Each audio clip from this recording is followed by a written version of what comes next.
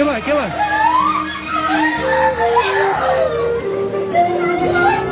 के भयो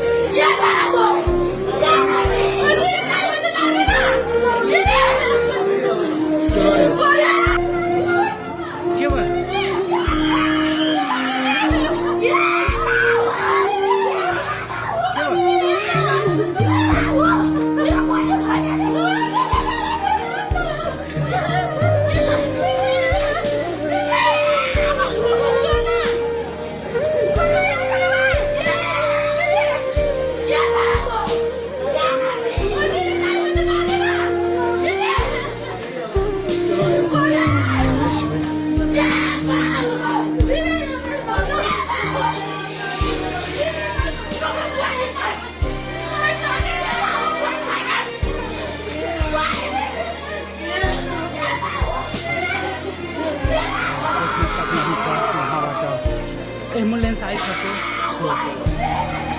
मान्छेको नेपाली बुढो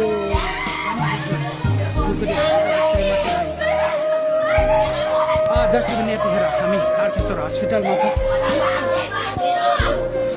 हामी ठ्याक्कै को हो हामी थाहा छैन तर उहाँको श्रीमानले आफ्नै श्रीमतीलाई यसरी खुकुरी प्रहार गरेको हामी सूचना पाए लगतै हामी फलपमा आइपुगेका छौँ तारकेश्वर सिटीमा छौँ र यहाँ उहाँको परिवार देख्न सक्नुहुन्छ नेपाली रो कुमार थापा मगर भन्ने जुन उहाँको नाम रहेको छ सत्यता के हो हामी बुझ्न अझै बाँकी छ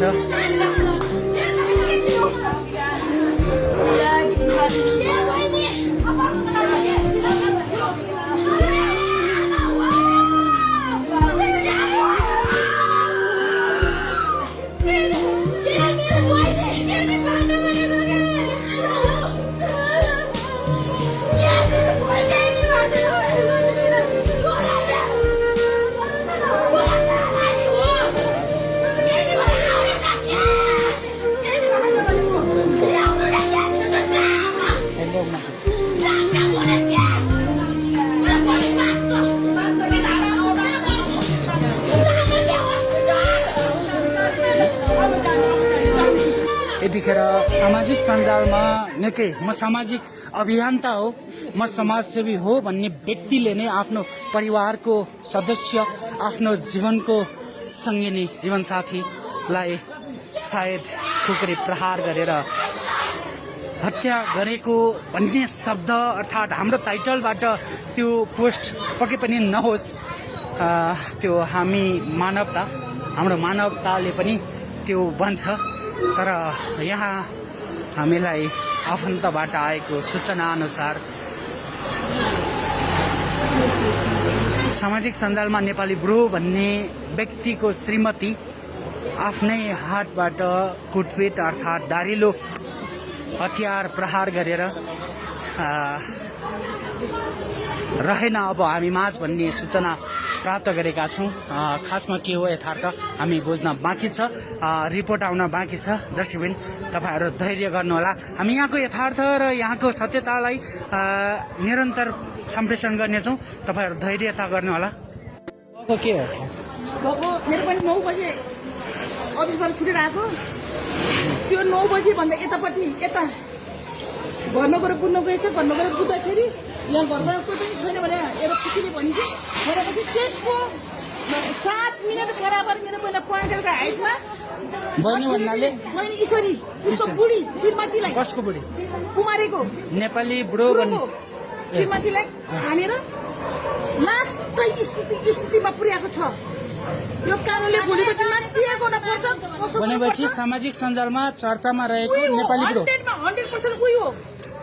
ल 100% उही हो खुकुरी प्रहार गरेको खुकुरी हो कि चोटबाट पुरै छ दर्शकबिन हामी यतिखेर तारकेश्वर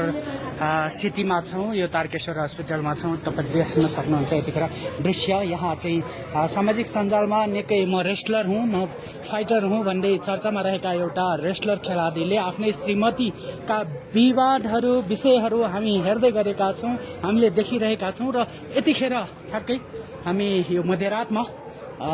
तारकेश्वर सिटीमा आइपुगेका छौँ र यहाँ एकदम निर्घाट रूपमा एउटा खुकुरी प्रहार गरेको चाहिँ हामीले सूचना पाए लगतै यहाँ आइपुगेका छौँ र यहाँ आइपुग्दाखेरि हामी हस्पिटलभित्र त छिर्न पाएका छैनौँ। तर उहाँको आफन्तको बनाइ त केही समय अगाडि तपाईँले सुनिसक्नुभयो। अब यसको यथार्थ सत्यता के हो तपाईँहरूलाई पक्कै पनि हामी सार्वजनिक गर्नेछौँ।